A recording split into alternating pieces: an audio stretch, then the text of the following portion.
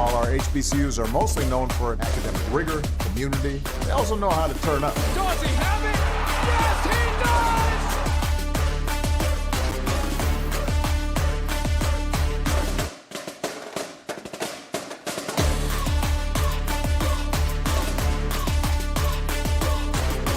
And that might be the knockout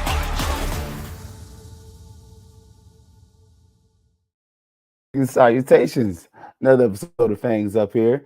And man, we are hoping this weekend was better than last weekend, especially if you are trying to tailgate. But before we get into all that, HBCU Digital Network, this is home to Herb Stewart and the Black Techies, also home to the Fangs Up podcast. And we're going to talk about the Alabama State game. We're going to run this quick, but this game upcoming is an opportunity. You kind of get a double header if you're a FAMU fan. So you got the volleyball game earlier in the day at 3, football games at 6. It's good times. And with this one here, though, we're going to cut straight to the chase because I'm kind of on a tight schedule today. But FAMU and Alabama State have the chance to really kind of separate themselves from the pack, especially in FAMU in this case. But the big thing for this game is FAMU has to avoid being stung by the Hornets. This is a game where FAMU doesn't put together 4 quarters of good football, can be easily lost. And that's just being honest about it. Like, we could go through the rigmarole and everything else, but on today, we're going to be honest about this. And you have an offensive juggernaut versus a defensive specialist. And in this game, the best players on the field are FAMU's quarterback and Alabama State's linebacker, Bubble. Like we could kind of say what it is, but his name's Colton Adams, number 1. And dude's a beast, like pretty solid, 6'1", 244, a kid from Alabama.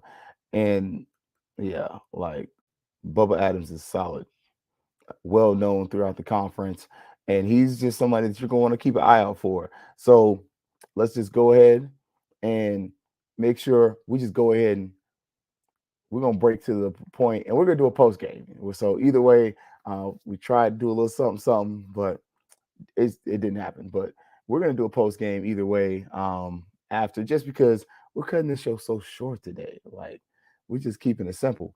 But the big things for this game, one, fan experience wise, can we get the ticketing stuff straight? Is that going to be a problem? Is it not going to be a problem?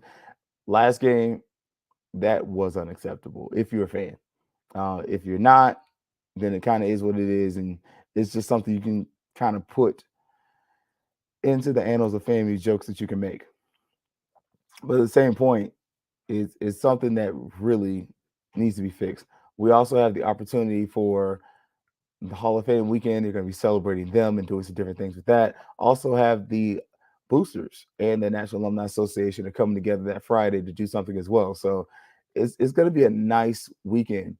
Now, we did, kind of speaking of game atmosphere, we saw where there was some resolution, if you want to call it that, to the tailgating fiasco. Me personally, that's not a real resolution. That's some bull. Like, telling the people they can't tailgate on the hill the day before, not a good look. And then furthermore saying, oh, you can go to Pattyfoot and tailgate where nobody's going to watch your stuff, nobody's going to secure your stuff. Not a good look. I think the better way to do that would just to be, for this year, take the L. Like, if you're the university, take the L. It's the one that you've just been like, hey, you know what? We should have done this better. We should have handled this better. You tailgate up there this year, enjoy these 3 games, our bad, and keep moving. In the future, fix it. Do what you can to monetize it. Figure out, have an actual plan. Like, I definitely stated before that I felt like we lacked a vision. This is one of those things where some of his vision, some of his experience. And I think you see those two things come together where you get this situation where it's like, well, just don't do this. And post game, honestly, the stadium atmosphere in the parking lot was butt. It was trash. Like the tailgating atmosphere after the game was non-existent. You had a few people hanging out, but it wasn't the same. Like it wasn't that okay, these people here. That it wasn't it. Like it's not it. And furthermore, it kind of sucks because you do have the area where the boosters park gated off from Perry Street. So if you go to Perry Street, good luck getting back over. Like you literally got to walk all the way around to be able to get back to your car if it's kind of late. So it's just, I'm not saying keep the gates open. I understand why not. But at the same point, if you're gonna limit tailgating, you're gonna close the gate, you're creating a really crappy fan experience. Like, so that needs to be worked on. That should definitely be something where there's some resolution. And I'll check back with Earl. I definitely talk to him as well to kind of see if he gets anything. Does he get a conversation from Dr. Robinson? Does he get a conversation from AD Sykes? Because that left a lot to be desired. Hopefully, we also can we get the security team, like the right security team, though, not just whatever we had out there last time. Like the people that were there, they worked hard, but that that could have been done better. I'll say that. I'll leave it there. Um, Now on to the game. This is a game that you come out there that bull junk you had last week, you're gonna lose. Um, you got to put together a good 3, maybe 4 quarters of football. I think FAMU football is complacent at the least. At the most, you know, it's almost like they didn't care. I mean, you heard in the 2020 club thing where Coach Simmons said we were outplayed. We were. He said West Florida looked like they wanted it more. They did. And a lot of that is due to familiarity. I mean, Willie Simmons kind of joked through some of it, but all jokes aside, man, if you don't put together 4 quarters of good football, it's gonna bite you in the butt. And honestly, a better example of why we need to be able to play 4 quarters of football is really the Orange Blossom Classic. Look at FAMU scores 28 points and then we're just shut down. And Jackson State really they we could have blown them out, but we give up some late points. Offense is just not on it. All of a sudden, that game was a game when it could have been a real blowout.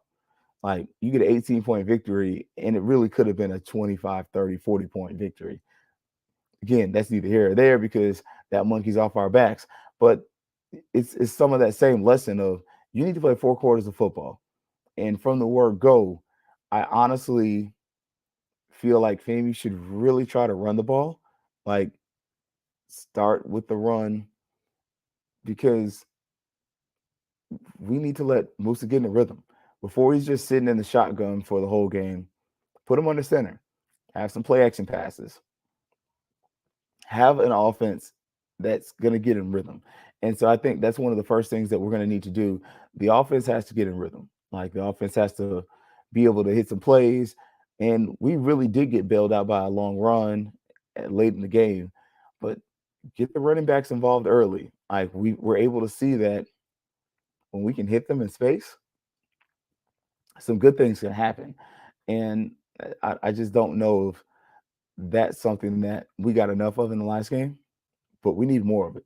We definitely do. Also, we need something from the defense. Like the defense, you give me everything you got. Like Anita Baker style. You give me the best that you got. I need that because this may be a defensive struggle, and y'all got to forgive me. I felt it. I felt it right there. But I need FAMU's defense to give me another one.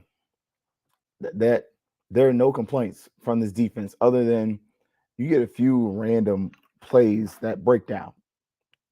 But it's not an overall complete defensive failure, just a few plays. And I can honestly deal with that.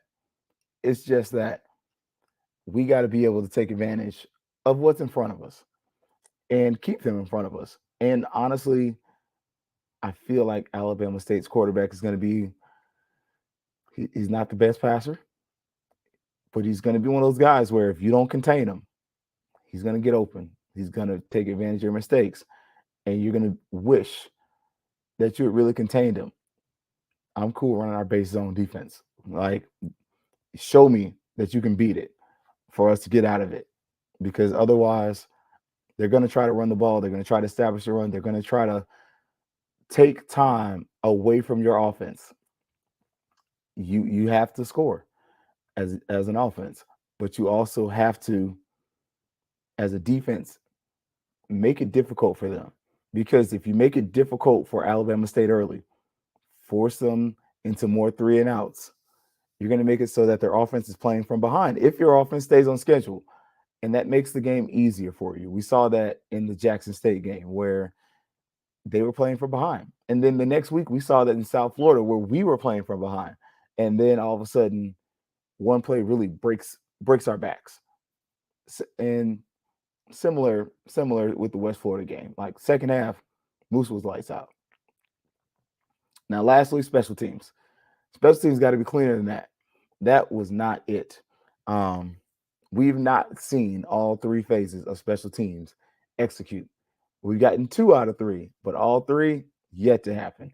We need that. We need the offense clicking, defense clicking, and special teams. We need the field goal team, punt team, and the return teams all on it. And I think if we get that, I think FAMU can actually get a decent win. I'm not sure what the point spread is because I'm not gambling. And this is one of those games I wouldn't gamble on. Like, this is the game where I would definitely kind of just watch. Like, even in our pick'ems group, I don't think I picked this game just because I was like, nah, I'm good. This was one of those. It's a little more of a toss up than I want to admit, because I think Alabama State's coach understands what they are. We were able to hear from ONG Strike Zone when you were listening to Travis talk, the SID from Alabama State, and he was pretty much saying, like, part of the reason they lost to Miles is because they tried to throw it too much. I don't think they repeat that. I think they're going to be very physical, very smash mouth, and it's going to be a game where in the first quarter, if FAMU and Alabama State are close, that's where it's concerning, especially if it gets to halftime, because this is going to be one of our tougher games. And the other thing that we probably haven't talked about as much, injuries. Now we're getting into the point in the season where injuries are becoming a factor, and FAMU's really starting to miss some of its major players. I mean, you're starting left tackle, likely to be out. You're missing some. You get your best receiver, well, one of your best receivers, but you're missing some major cogs in the wheel. And that's why I say you should probably try to run the ball a little early. Like, try to go ahead and get that in there and try not to be as I'm trying to find the right word, stubborn about the offense, and give me some different formations. Like, one of the things, we try to run out of the shotgun a little more than I would like. I felt like when we ran into the center, the offense looked better. And honestly, I felt like the play action worked better. It just seemed to freeze the secondary and the linebackers a little bit more, opposed to the shotgun where you kind of carry and the guy stands there and freezes and looks. But it seems like when Musa runs that play action, especially that play action naked, and the naked bootleg, meaning he's running and he can either run with the ball or throw it. I felt like that gave you a little something different. And I felt like within the confines of that offense, what it also gave you was the option for Musa to run. And where Willie Simmons was actually stating, like, saying, yo, run. But I think it's the same thing I have with the shotgun and my same problem. I don't like our bigger backs running from the shotgun because they're having to move to the right and the left opposed to running downhill. I feel the same thing when Moose is running on the bootleg. He's already got a running start. He's not having to run from a dead start. He's already built up momentum. And it seems like he's able to get down the field a little bit quicker. And it's just because really Moose is not twitchy. Like, he's a good quarterback. But when we're talking about like a twitchy athlete that's really quick, he's not that. What he is, though, he can be deadly efficient. And this is just one of those games where I feel like especially the fact that you put that on film against Jackson State, but not so much against West Florida, which I'll be honest, in retrospect, I feel like we didn't put some things on film against either West Florida or South Florida, understanding that SWAC play was coming and that we really wanted to save some things for later in the season. I feel like our under the center packages that we saw against Jackson State are going to be used more against Alabama State because you're going to have another team that's really kind of depending on its defense to make plays, where Jackson State, they needed their defense to make plays. They needed them. And they were looking for their offense to make some splash plays, but they really didn't. And in this case, Alabama State's got some receivers that you got to kind of pay attention to, but they're nullified by FAMU's secondary, which is probably the best secondary in the SWAC. But you also have that defensive line. And this is why I say I'm okay with the zone, because FAMU's really getting pressure with 4 linemen. Now, General Hunt, is he going to play? Is he not going to play? Probably not. But at the same point, you're still generating a lot of pressure. And being able to generate that level of pressure, to me, indicates that your defense can make some big things happen. And it also tells me that you can leave a linebacker there to kind of roam the middle and to keep an eye on the quarterback. And this may be another time where put your safety or your converted linebacker that used to be a safety at that linebacker so that he can focus on keeping that quarterback in line or really keeping him in the pocket. Make him beat you with his arm. And that's one of the things we've seen with the SWAC play.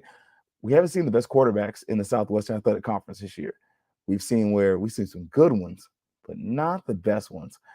I haven't seen a quarterback in the SWAC consistently put up great numbers, including Musa. And I'll be honest, I was the person that called Brian like, are they looking at the 4 quarters of Musa? Or they're kind of just breaking it down, or like, what are we seeing? Because I'm looking at the totality of games too, but I also kind of, and it's probably because I'm there, I'm seeing that we're having halves of greatness. If Musa can put together 4 quarters, he's a problem. But on the flip side, we're kind of getting like that Jekyll and Hyde. And for me, I need one or the other. Either be the great Musa or, be the less great Musa.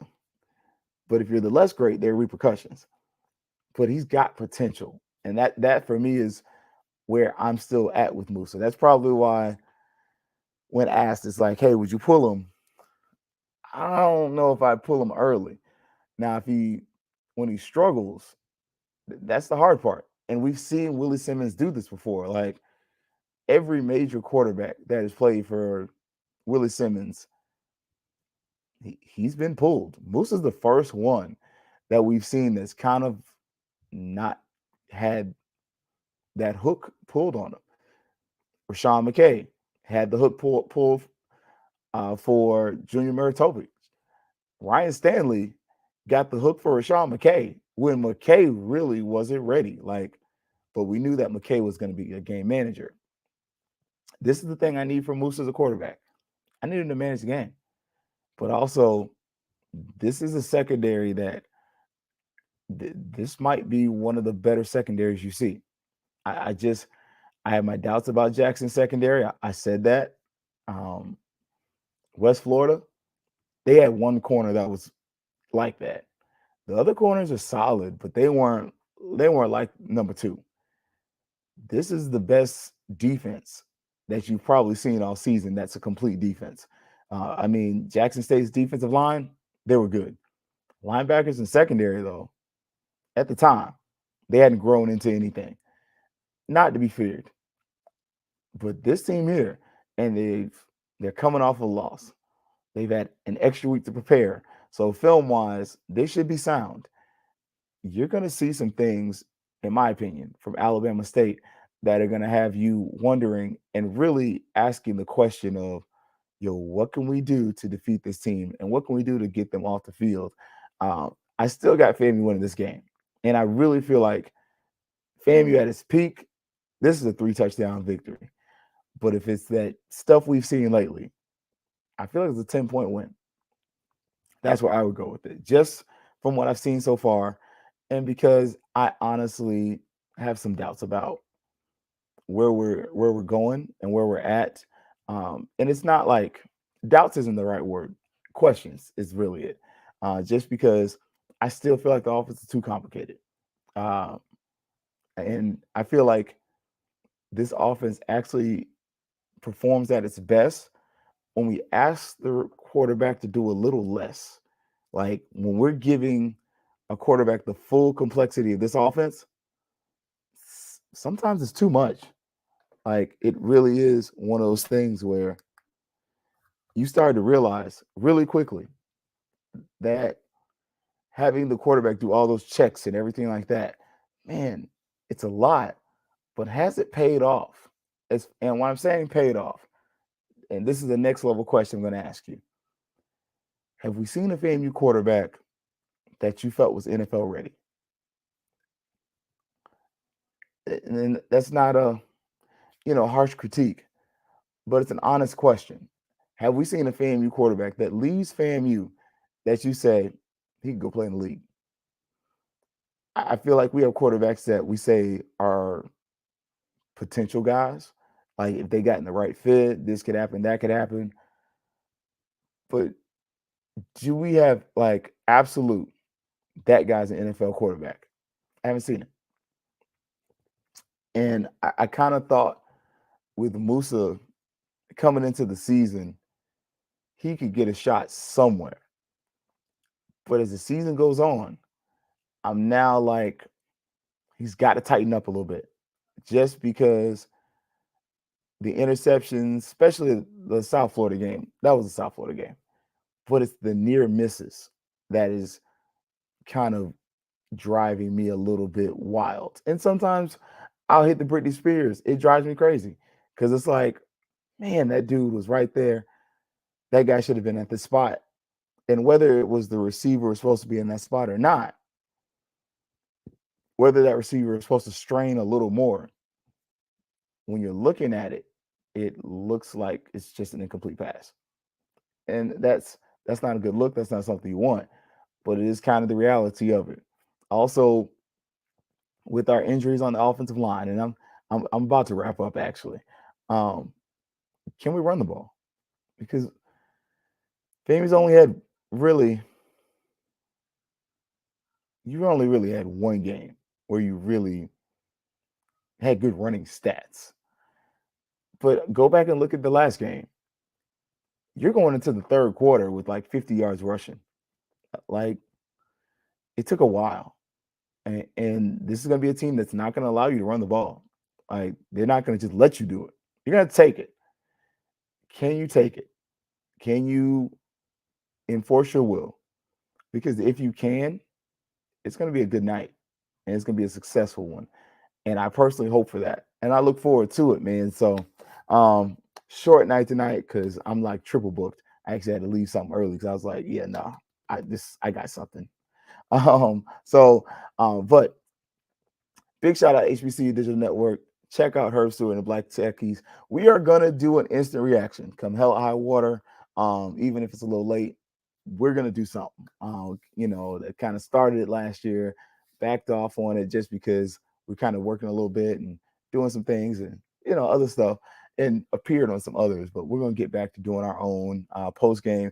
So gonna talk about it, and we might mix. If we can do the supercast, we will. If not, we won't. But we definitely going to continue to press forward and always try to make sure that we get some of the best of the game and talk about what happened, what you didn't like, what you did like, and ask that you email fangsuppodcast@gmail.com. Hit us up on Facebook, Instagram, Twitter, Twitch, any platform that you see us on. Hit us up. And also, man, check us out, man. HBCU Digital Network, looking for some sponsors. So if you're interested, look, hit either the contact HBCU Digital, contact at HBCUdigital.com, or hit up Fangs Up Podcast, man. We're trying to make some things happen this year, make the product better. You see, when we got a little investments, we made investments. So feel free. We are looking to, you know, make it first class, make it look good. So, but I'm gonna head out, y'all. Appreciate you as always, and it's always gonna be Fangs up. Yeah, baby, you know what time it is. Now let's get it started. Are you kidding me? Unreal! While our HBCUs are mostly known for academic rigor, community, they also know how to turn up. Dorsey, have it!